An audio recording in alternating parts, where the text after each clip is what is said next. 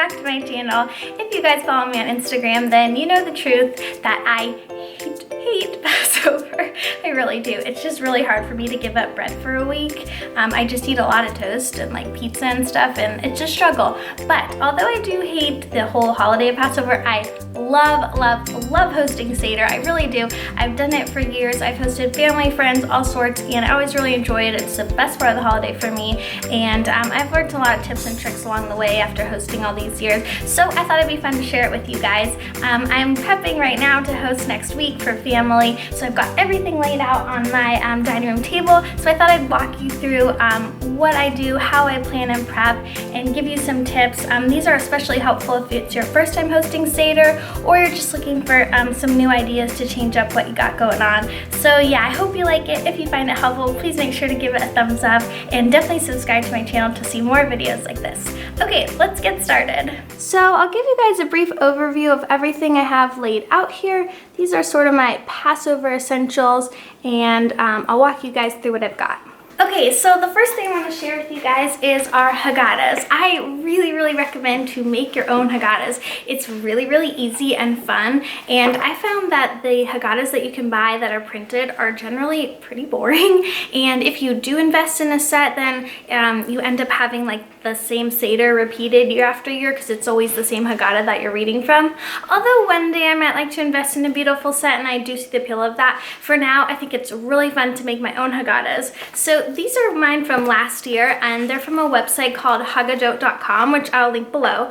Basically, they have all these templates, so you can choose what you want to incorporate, what you don't, include your own sort of blessings, prayers, poems, whatever you want, design it, customize it yourself, and then you just print it. I definitely would print like nice color copies. I think I was in a rush last year and I had to print these at work or something, but you know, if you want to make it look nice, of course you can print it in color and all that stuff, and you can put in like more pictures and designs and all that stuff, or you can go with a really basic template, and it's not a lot of work at all, and it's also free.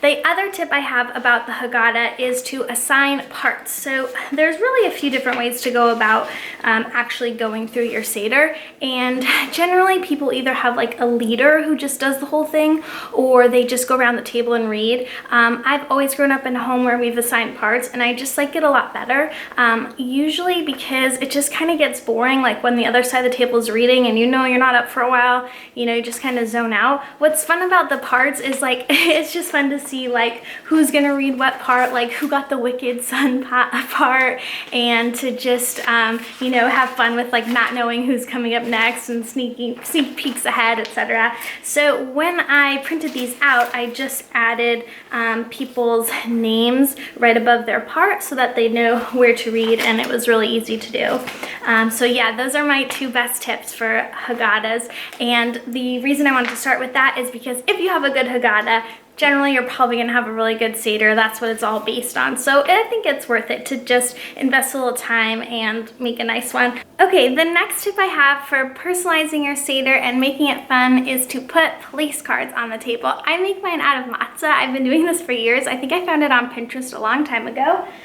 But basically, you just break a sheet of matzah in half, and you just write in Sharpie the person's name. This is where I'm going to be sitting because it says "at my Jewish mommy life," of course. But yeah, they're really easy to do. They're fun. It's really cheap if you mess up to just start on a new one. And it just is a nice like festive way to also decorate the table, because then you have these on each place setting. And even if you don't want to go with matzah, I still just think it's nice to have place cards on the table, because it's a visual sign to say to people like, this is a special event, this is a really nice meal, like this is something special going on. And if you have a big group, it really helps to not have people trying to like figure out where they're supposed to sit. Okay, let's move on to the meal. So I really recommend, of course, doing as much as you can ahead of time, like making the core components of the meal. I like to serve brisket and chicken. It's a nice variety for people. It's traditional food. So the week or two before Passover, before I do my food shopping, I'll take out my cookbook, and I do have a fun little Jewish cookbook collection that I'll show you really quick. The first is Jewish Holiday Cooking. The next one is Deliciously Kosher. I of course have Kosher by Design, a classic, and Celebrating with the Kosher Butcher's Wife. I I have them all.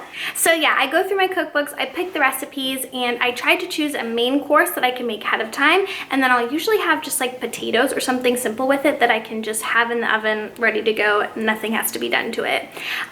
Traditionally for a Seder, there's no appetizers. The first things that you eat are during the Seder meal. You'll have the haroset, the bitter herbs, the parsley, and then once those components of the Seder are finished, the meal usually starts off with a fish course, or as my mom used to call it, but basically like some gefilte fish, and then people either have matzo ball soup or they move on to the main part of the meal. So what I do is I put a hard-boiled egg on everyone's place setting and a little bit of salt water, and I found these last year. I honestly don't remember where. I think actually on Amazon.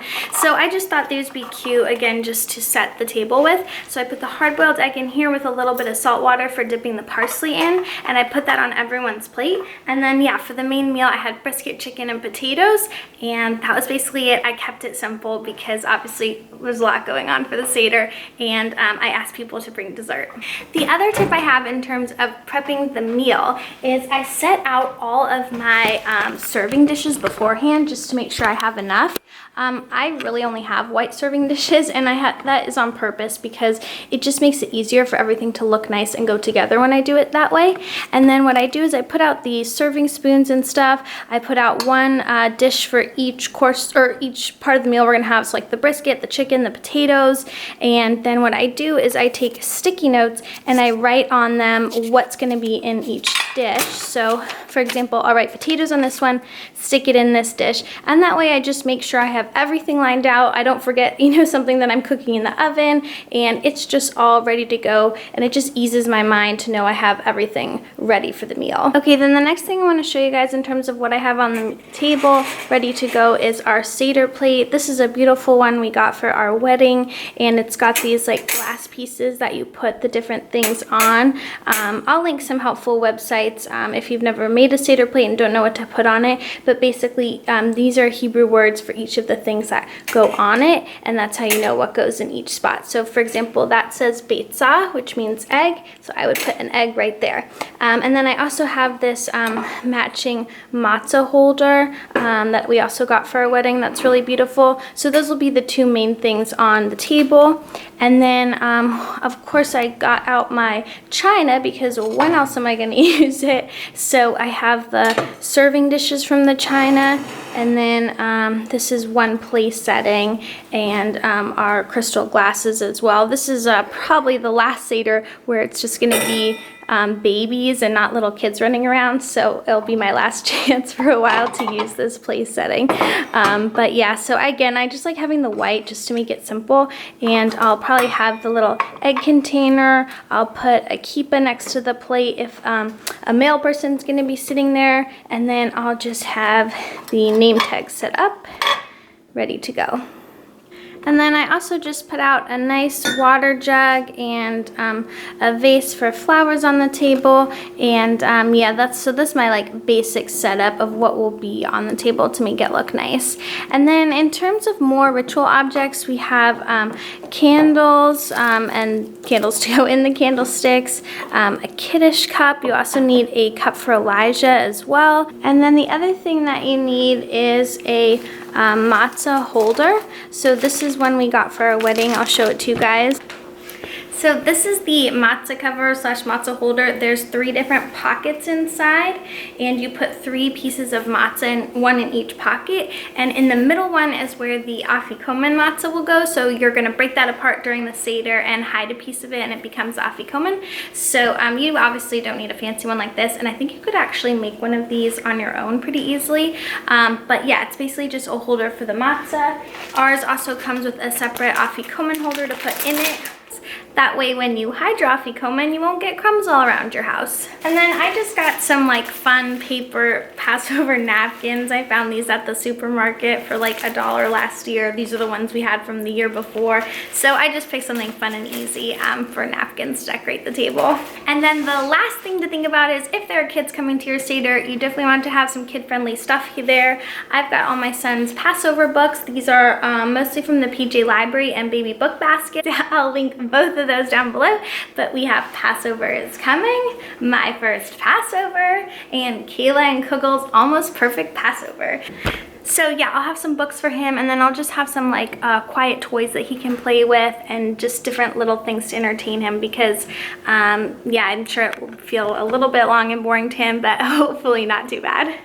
Okay guys, so that is everything. That's how I prepare for my Seder. The only thing I think that I don't have on the table right now is a white tablecloth, so that I will add before when I actually set the table. And I think I'm gonna try and make a video of that next week. If it's not too hectic, I will show you guys actually how the table is set up for Passover and what I got going on. Maybe I'll do like a mini vlog or something.